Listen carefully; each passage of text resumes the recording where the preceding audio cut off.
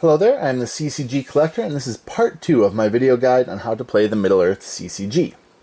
In the first video, linked to in the description below, we went over the object of the game, the different card types, and how to build the deck. Today, we'll learn the different turn phases, and we'll play through the first game turn. Now, you'll notice that we are not picking up exactly where we left off in the last video. Instead, I'll be pitting Challenge Deck E, the Gandalf Challenge Deck, against the Alatar Challenge Deck, which is Challenge Deck A.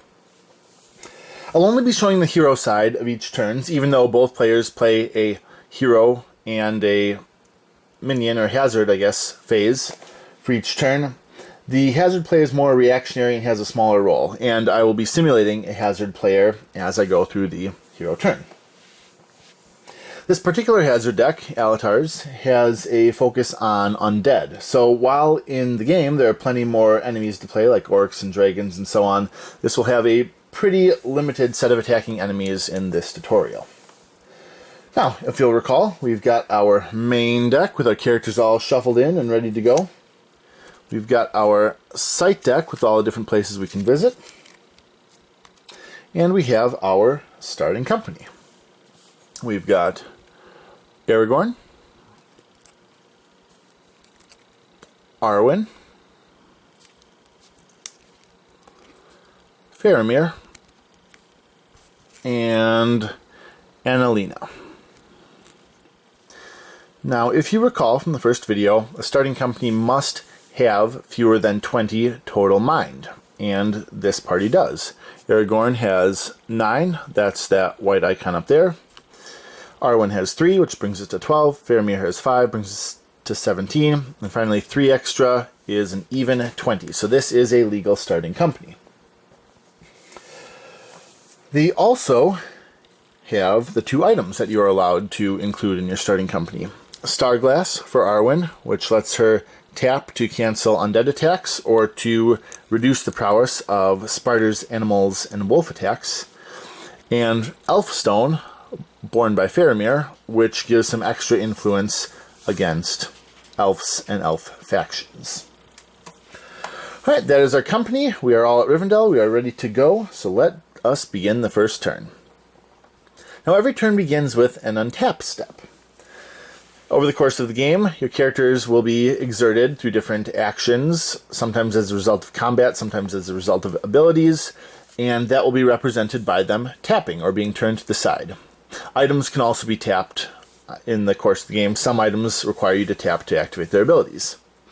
Characters can also become wounded. If an attack hits them particularly hard and they can't defend against it, they'll be wounded, which really limits their effectiveness in the game. During the Untapped phase, characters that are tapped become untapped. No matter what site they're at, all tapped characters become untapped. And if a company is at a haven, any wounded characters in that company move from a wounded status to a tapped status. However, new turn, new company, no one is tapped, so no one needs to untap. Which causes us to move on to the second phase of the turn, the organization phase. Now, this is a very busy phase with a lot of stuff that can go on to it. The first thing that you can do is reorganize your companies. Right now, all of my characters are in a single company, but if they are at a haven, they can split up into different companies, or they can, if they are different companies, rejoin into a single company. You can have any number of companies in the game, I believe. I'm sure there's some limit, but I doubt you'll reach it. However, each company may only have 7 characters in it. At a haven, you may have any number of characters in a company because you are arranging them as you like. But companies that are traveling in Middle-earth have a limit of 7 characters.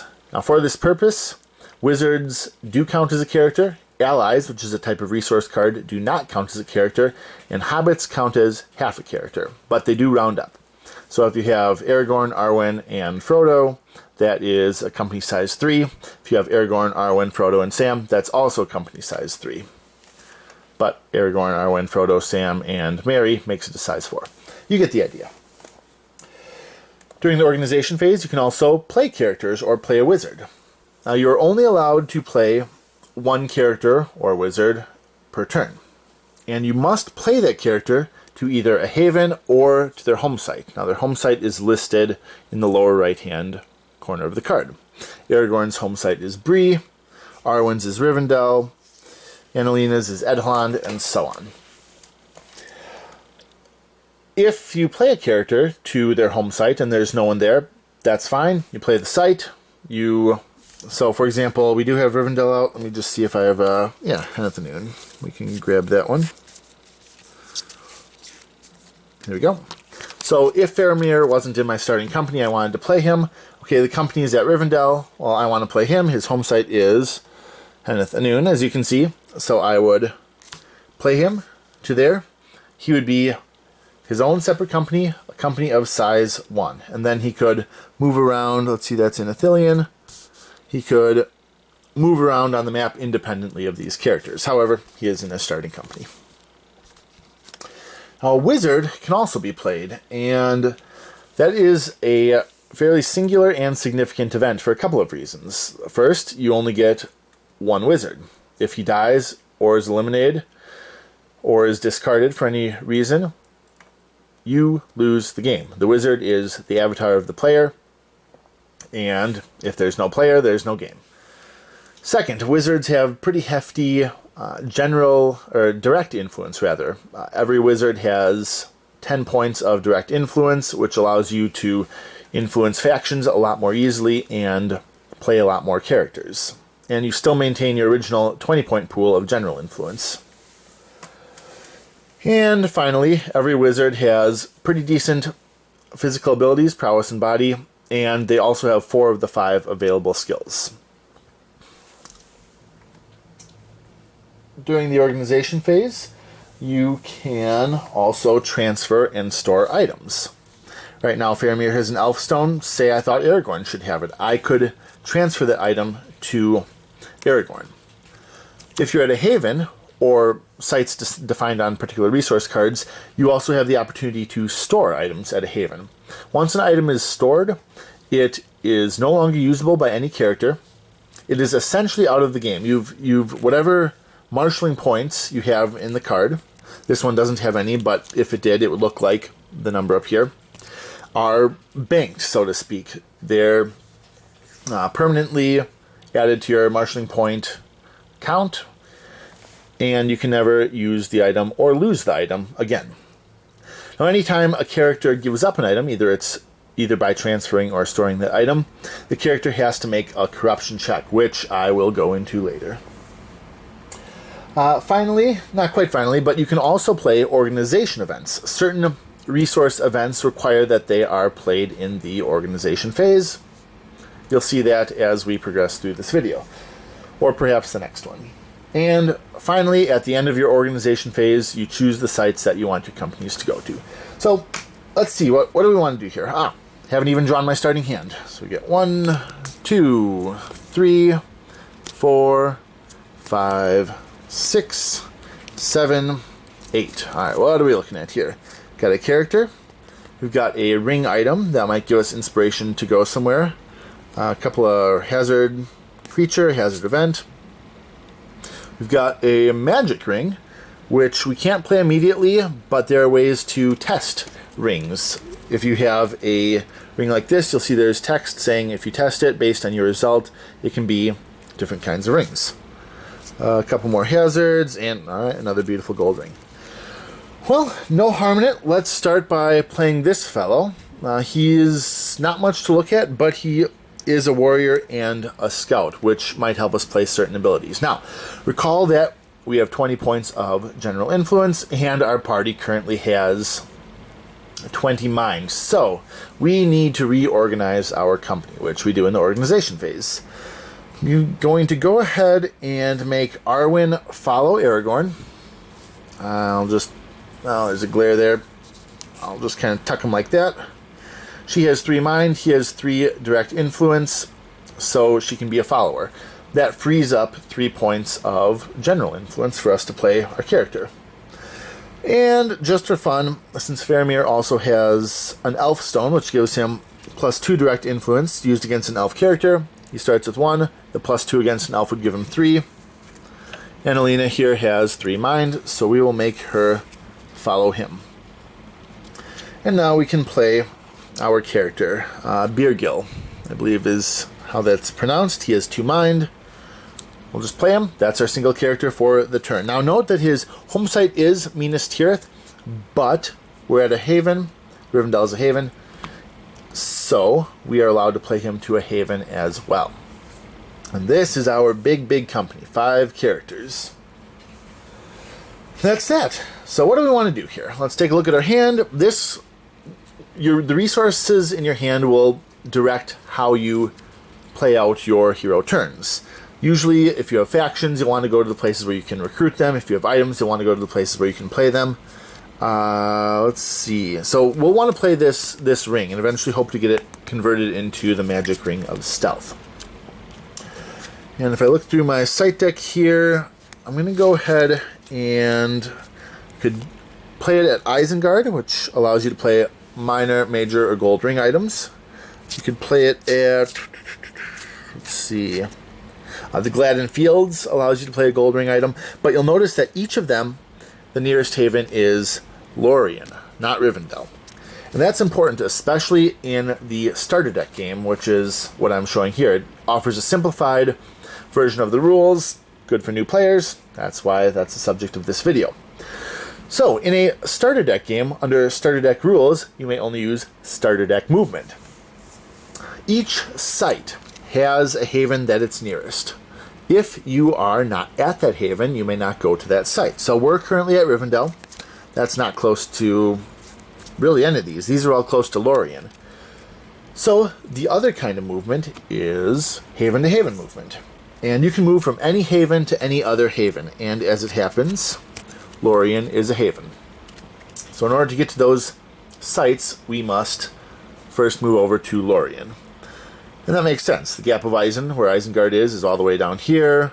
Where is it? The other one is probably in these Brownlands or someplace. The point is, we need to be in Lorien. So we will choose that as our destination. And we'll put that face down until we reveal it in the movement and hazard phase. Alright, next up is the long event phase. That's the phase that follows the organization phase. Now, this deck does not have a lot of long events in it. You can see I don't have any long events in my hand, so we're just going to do nothing for that phase. But if we did have a long event, a resource long event, now would be the time to play it. Also, if you have any resource long events out in play, by the time the long event phase rolls around again, they're discarded. So that's how a long event works. You have short events, which are instant. You have long events, which last a full turn, and then are discarded the following long event phase. And then you have permanent events, which never go out of play unless they're removed by another effect. I believe that hazard long events are also discarded in this phase, but hazard long events are played in the different site phases and the hazard phases. So that's not our concern right now. We're doing a hero turn. No worries. Well, now we move on to that movement and hazard phase. So, here's where we reveal the site that we're moving to, and this is Lorien. We see that it is in Wolden Foothills. That's right there. That's the region on the map, which is right there. And we see that it has a site path from Rivendell and from Edhland. Now, recall from my first video, I believe I said this here, that a site path determines what kind of creatures and hazards can be played on you. And it basically tracks the different regions that you go through. Some creatures can be played to the ocean or coastal areas. Some can only be played to wilderness. And we see that if we're going to Lorien from Rivendell, we have 2 wildernesses, a borderland, and a 3rd wilderness. That's our site path. As we travel, our opponent can play creatures and hazards keyed to those icons.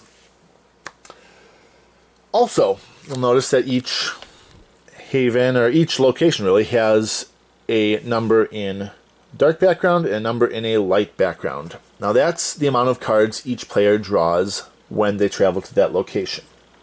The exception there is when you're moving from one haven to another haven. In that case, both players draw based on the haven you're moving from. Now for us, Rivendell, Lorien, they're both 2 and 2. Doesn't make a difference. Might be significant with other havens. Alrighty, that is that. We will move to Lorien. Now we're going to keep Rivendell out because if there's a hazard played on us that causes us to return to our site of origin, it's going to be important that it stays there. We don't actually return that to the deck until we finish our movement phase. But we will attempt, I'll put this token here, we will attempt to get on over to the Wold and Foothills. Now, here is where having a large company can be a problem. We have 1, 2, 3, 4, 5 characters in our company. That means that the hazard limit is also 5. That means our opponent is able to play 5 different nasty cards to try to disrupt our movement and disrupt our characters. And they'll get to draw 2 cards, and we'll get to draw 2 cards. So, as you recall, those are the numbers printed on Lorien. So we've got Ranges of Ithilien, and we've got Marshdrake. Okay. Now we have, 9 cards in our hand? Alright, let us see what happens. So, remember that hazards can be creatures or events. The hazard player can play up to 5 creatures or events, and each is played at a time, 1 at a time, and each is resolved 1 at a time. So you can't throw 3 creatures in a row at the company. Do 1 creature, you fight it, you defeat it, or you don't, then they do the next one. Alright, let's see what they've got for us. Well, since we traveled through, our site path is 2 wildernesses, a borderland and a wilderness, they are going to go ahead and play Corpse Candle, which is an undead creature. Now, creatures have a list of icons on the side that indicate where they can be keyed to. Icons in a circle are regions. Icons out of a circle are sites. So they can either be keyed to one of the region types in our site path, or they can be keyed to a particular destination site. You'll see each site here. Isengard is a ruins, Hennethanoon is a border hold, Dead Marshes is a shadow hold, I believe. Dol Amroth is a free hold. And it's a little misleading because even though on the sites the icon here is in a circle, when you see an icon outside of the circle in a hazard card, that's referring to the site, not the region. Anyway, as I said, we are traveling probably Ruidar, Holland. We don't count the one we're exiting out of, I believe. So Holland, Dunland, probably the Gapavisen, or I'm trying to track where they think we are going through to get here. Ruidar, High Pass, Anduin Vales, Wolden Foothills. That is how they're doing it. So yes, the first region that you're in does count.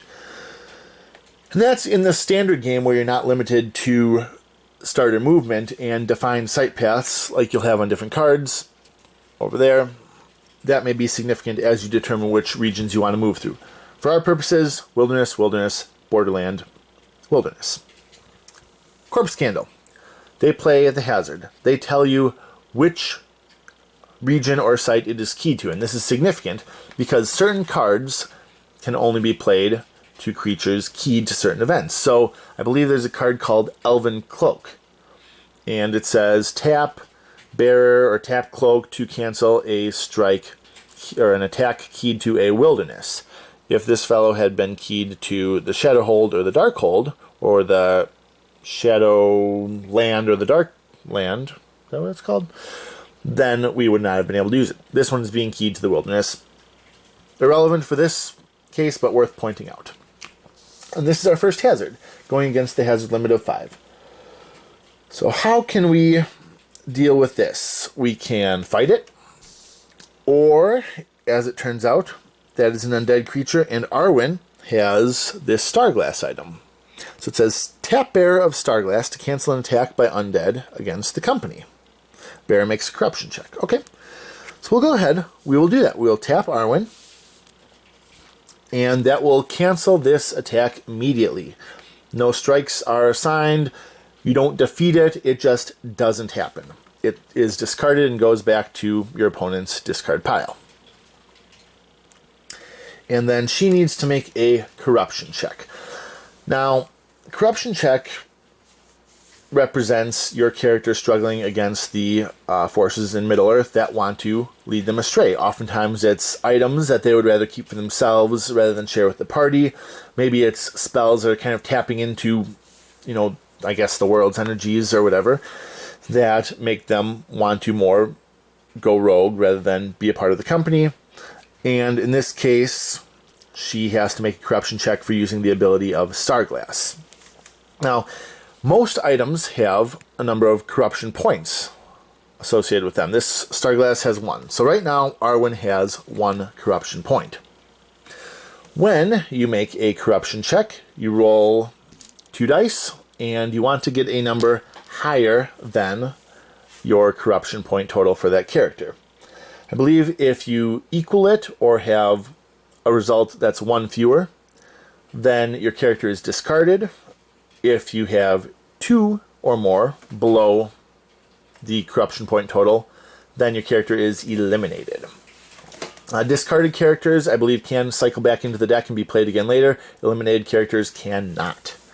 Also, characters are unique, so if Arwen got discarded, no worries, she's not dead. My opponent could play an Arwen. However, if she's eliminated, my opponent cannot. Alright, so let's make that corruption check here. We're going to Wolden Foothills, and let's try to get greater than 1. Would you look at that? We did. 6. So no worries there. She passes the corruption check. The item triggers. Corpse Candle is discarded. We don't get any MP points, marshalling points, or MP for it, but it's okay. We also don't take any damage from it. That's 1 hazard out of the potential 5 that are coming at us. Next up, Stirring Bones. So this is another undead, and it will be keyed to Wilderness. Now, note that this has 2 Wilderness region icons on it. That means it can only be played to a site path that has 2 consecutive Wilderness icons. I believe that's called Deep Wilderness. That's the same with any icon. You'll only see it with Wilderness, but any icon that's repeated requires those icons to be consecutive in the site path for that character, that creature to be keyed. But you see, site path, Wilderness, Wilderness, Wilderness, Wilderness, checks out. Stirring Bones attacks, and it's actually more dangerous than Corpse Candle. It has more strikes, and it has a greater prowess. So, maybe we just learned a valuable lesson about using our resources before we knew the full picture. So, who is going to take on this creature? Now, Undead, 2 strikes. 2 strikes means that it is going to attack 2 different characters, and each of them needs to fend it off, comparing their prowess and a roll against its prowess. So, I'm going to go ahead and assign the first strike to Aragorn, and the second strike to Faramir. When a character is assigned a strike, they have an option. They can either tap and put all their energy into defeating the strike, in which case they get to use their full prowess, or they may choose to remain untapped, in which case they suffer a -3 penalty to their prowess. That's a lot, and I don't want to risk my characters this early, especially knowing that we've got another Haven on the way, so I'm going to go ahead and tap Aragorn to use his full prowess of 6 against Stirring Bones' prowess of 9. Let's see what I get here. Alright, I rolled a 5. 6 plus 5 is 11. That beats 9. We also need to do that again for Faramir, because he is taking the second strike. Remember, 2 strikes, each is 9 prowess, so Faramir will absorb the second strike. He has a prowess of 5. We're going to tap him too, just in case. 5 plus 8, 13 beats 9. So, there are a couple of ways that a strike can be resolved against a character. Either the character can defeat the strike by having a roll and a prowess combined value greater than the prowess of the creature, or the strike can be ineffectual when the roll plus prowess matches. So, Faramir had a prowess of 5. If I had rolled a 4 and he got a 9 as a result, the strike would have been ineffectual. Or they can fail, and the strike would be effective, which is rolling less than that number. If you fail, you have to make a body check. We didn't. I'm sure we will at some point, and we'll go over that then.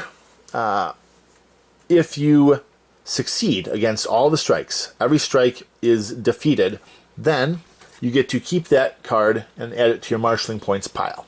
And that will add, right now this has 1 marshalling point, that will add to your points that get calculated at the end of the game to determine the winner.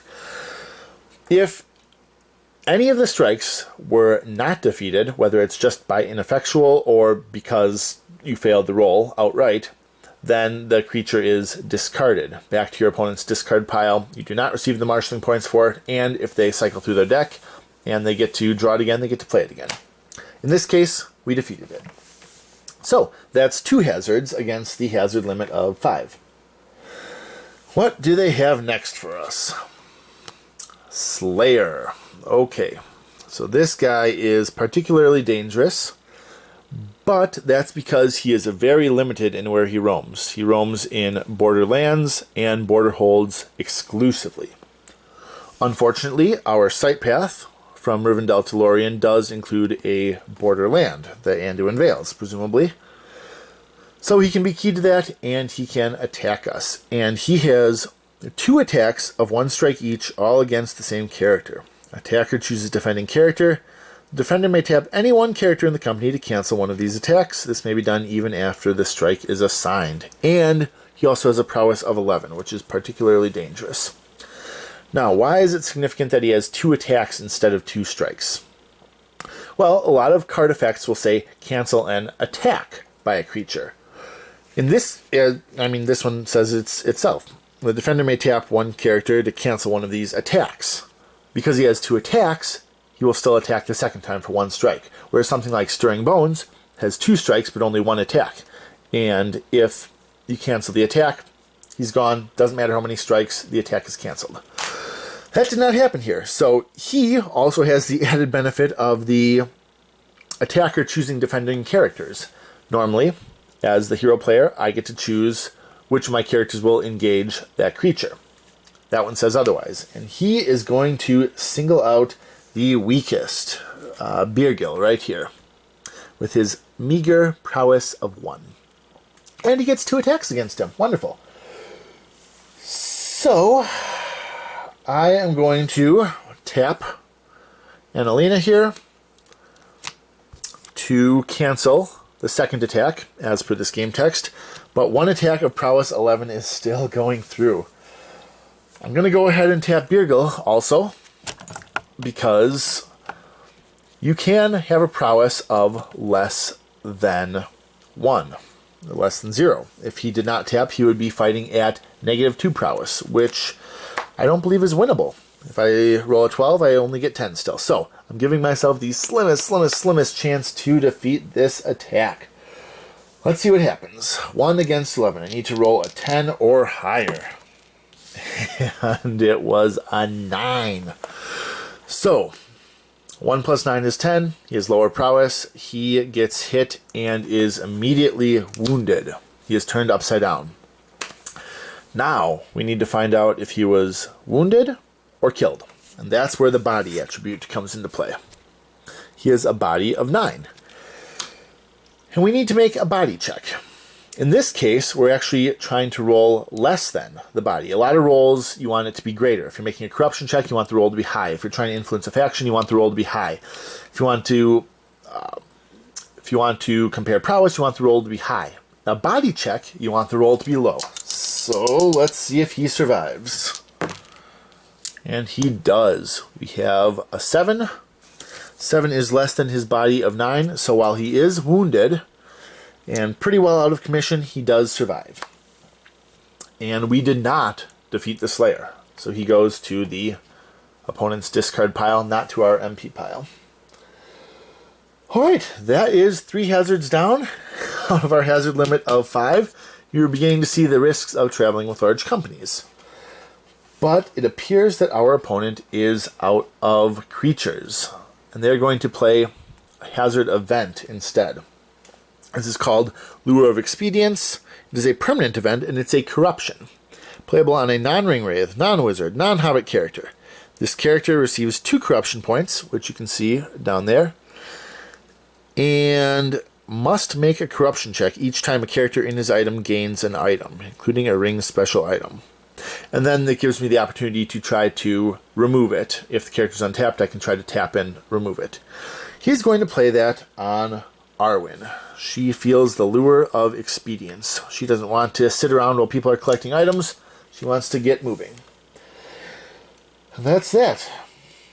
And we're at 4 hazards out of 5. Our opponent appears to not have any more hazards to play, so we kind of luck out. And that is, again, the risk of large companies. We're in a really bad way. 4 tapped characters, 1 wounded character, but we are going to a haven, so that should ease our burden a little bit. Alright, that is the end of the movement and hazard phase. They have nothing more to play. So we are now going to reconcile our hand. Both players do this. The hero and the hazard player. Reconciling means you reset your hand size to 8 cards, whether that's drawing up to 8 or discarding down to 8. 1, 2, 3, 4, 5, 6, 7, 8, 9. You'll see we didn't actually play any of our resources. We drew a couple of cards, we weren't able to use them. So we need to discard down to 8. I'm going to go ahead and get rid of this second beautiful gold ring. We've got the first one, and probably won't need this for a while, if at all. Now we also return Rivendell to our site deck. Now if a site is tapped, it is discarded instead of being returned to the site deck. Now you tap a location when you enter it and try to find some items, or you try to influence a faction. If it's untapped, it goes back to your site deck, and if it's a haven, it goes back to your site deck regardless. Some things can be played at havens, tapping them doesn't matter, the haven goes back to the site deck. So we'll do that. We have arrived in Lorien, and that concludes our movement and hazard phase. The next phase of the turn is the site phase. Now this is normally where you would play resources, but this is a haven, we don't have anything to play, so we will move on to our end of turn phase. Not too much to do in the end of turn phase. We'll reconcile our hand again. If we had had multiple hazard phases, we may have had more reconciliation. We may have had higher or lower hand size. But the special thing about the reconciling your hand in the end of turn phase is that you may choose to discard a card. We have 8 cards. I am going to choose to discard, let's do Corsairs of Umbar. Decent card, but it's very special case. If they're going in the seas or in the coastal regions, then you can play this. Otherwise, you won't get much chance to do it. So I'll go ahead and discard that, and I will draw 1 more card. And Gandalf. All right, fantastic. Well, that is the end of the turn here. So even though our party does look pretty rough, we are at a haven now, and we're set up pretty well to get some rings, recruit some factions, especially now that Gandalf is available. We've got Gandalf here. We've got a beautiful gold ring that we're going to try to get, and we're also going to see if we can get the Rangers of Ithilien to be onto our side. But that's the end of this turn, that's the end of this video, and all of those things will be discussed in the next.